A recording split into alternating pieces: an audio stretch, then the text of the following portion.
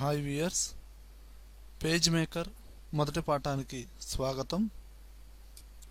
చూడండి వ్యూయర్స్, ఈరోజు మనం చెప్పుకునేది ఏంటంటే పేజ్ మేకర్ యొక్క హిస్టరీ అనేది మనం చెప్పుకుందామండి. మనకి డిటిపి ముందు డిటిపి అంటే ఏందో తెలుసుకుందామండి. డిటిపి అంటే డెస్క్టాప్ పబ్లికేషన్.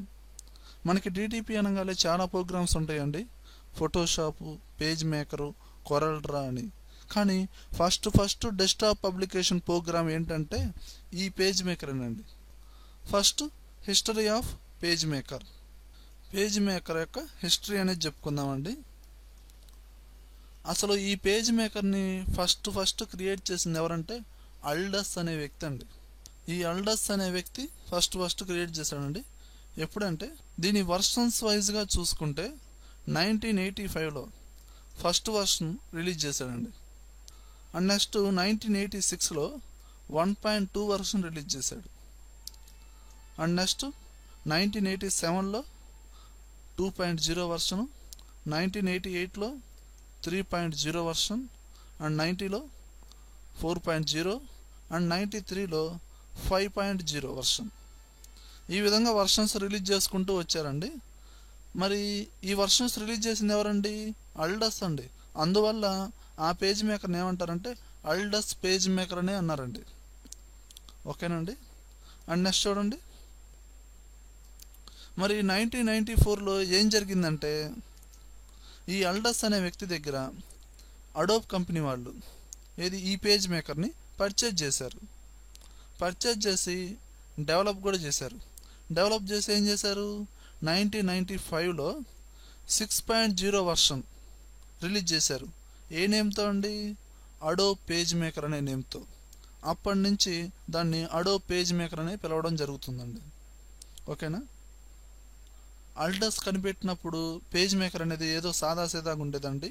ఎప్పుడైతే అడోబ్ కంపెనీ వాళ్ళు పర్చేజ్ చేశారో దాన్ని డెవలప్ చేసి దాని స్టామినా అనేది బాగా పెంచారు. ఓకేనండి.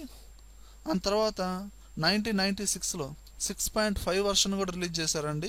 అంటే ఏంటి, ఇక్కడ మనకి 6.0 వర్షను, 6.5 వర్షను అడోబ్ పేజ్ మేకర్ అనే అన్నారు. ఎందుకంటే వాళ్ళు పర్చేజ్ చేసి వాళ్ళు డెవలప్ చేసుకున్నారు కాబట్టి.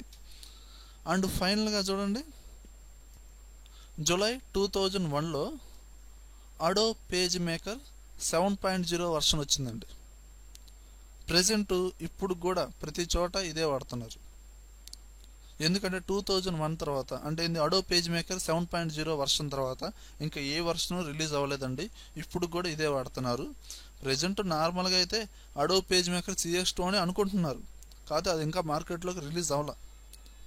కానీ ఇప్పుడు ప్రతి చోట ఎక్కువగా వాడేది ఈ అడోబ్ పేజ్ మేకర్ అనండి. ఓకేనా. అసలు ఈ అడోబ్ పేజ్ మేకర్ వాడుతున్నాం అని అంటున్నాము. అసలు ఇది ఎందుకు యూజ్ చేస్తాం ఏందనేది ఇప్పుడు చూడండి. అడోబ్ పేజ్ మేకర్ని యూజ్ చేసి విజిటింగ్ కార్డ్స్ చాలా అఫీషియల్గా చాలా ప్రొఫెషనల్గా చేసుకోవచ్చు అండి. విజిటింగ్ కార్డ్స్, వెడ్డింగ్ కార్డ్స్ మనకి ఇక్కడ అన్ని ఇంగ్లీష్లో ఉన్నాయండి. ఏ లాంగ్వేజ్లో కావాలంటే ఆ లాంగ్వేజ్లో మనం విజిటింగ్ కార్డ్స్ అనేది క్రియేట్ చేసుకోవచ్చు అండి. Pamphlets, application forms, booklets, bill books,